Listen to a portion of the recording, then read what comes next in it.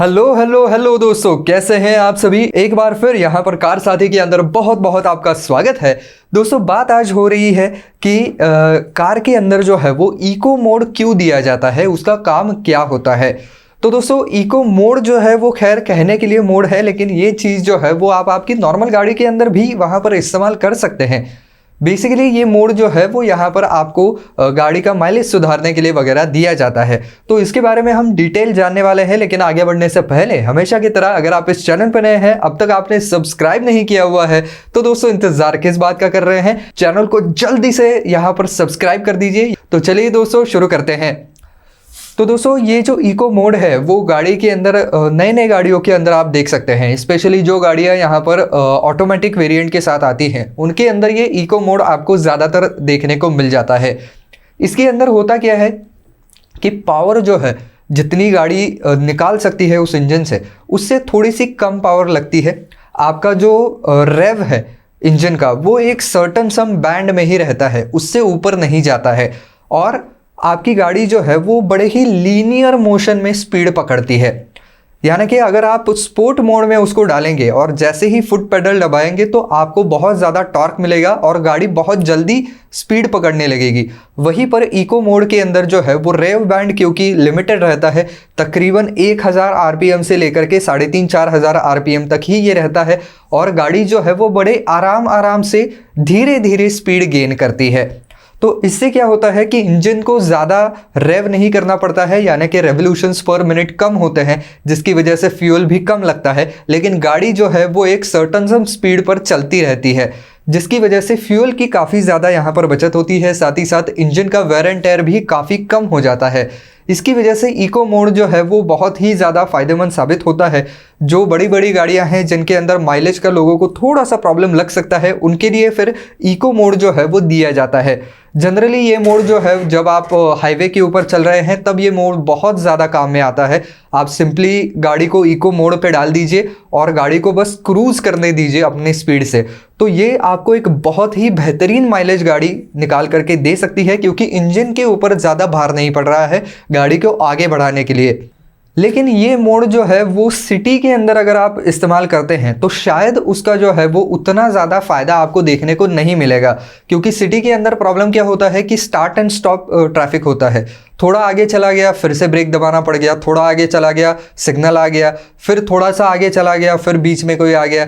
तो इसकी वजह से स्पीड जो है वो कंटिन्यूसली वेरिएबल होता रहता है और आपको बार बार गियर चेंज करने पड़ते हैं। भले ही गाड़ी ऑटोमेटिक ही क्यों ना हो, लेकिन ऑटोमेटिकली ही सही, लेकिन गाड़ी को गियर जो है वो तो चेंज करने ही पड़ते हैं, जिसकी वजह से फिर इको मोड जो है वो सिटी के अंदर उतना कारगर नहीं साबित होता है। अनलेस एंड अनटिल आप बहुत ही बेहतरीन तरीके से गाड़ी चलाते हैं, बहुत ही शांत तरीके से गाड़ी चलाते हैं, यानी कि आप सिटी के अंदर भी 40-50 से ऊपर नहीं जा रहे हैं और सारे आगे जा रहे हैं, फिर भी आप एक ही लेन पकड़ करके अगर आप आराम से चल रहे हैं तो शायद सिटी में आपको इको मोड भी साथ दे दे।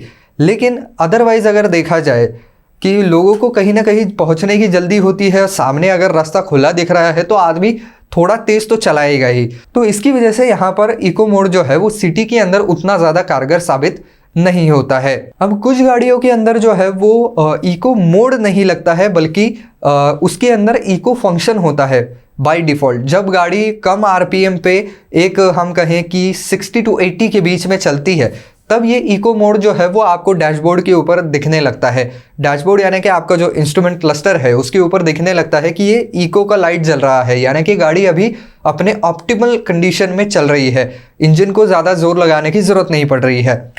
तो अगर आपकी गाड़ी में ऐसा भी लाइट जलता है तो काफ़ी बेहतरीन बात है, यानी कि इसके अंदर जो है वो थोड़ी बहुत उन्होंने टेक्नोलॉजी इस्तेमाल की है जिससे कि फ्यूल का कंजम्पशन कम हो।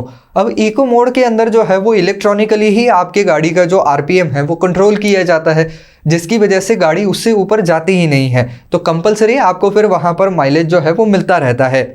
लेकिन जिन गाड़ियों के अंदर ऐसा कुछ भी नहीं है, जिन गाड़ियों के अंदर ना तो इको का लाइट है और ना ही इको मोड है, वो लोग क्या करें?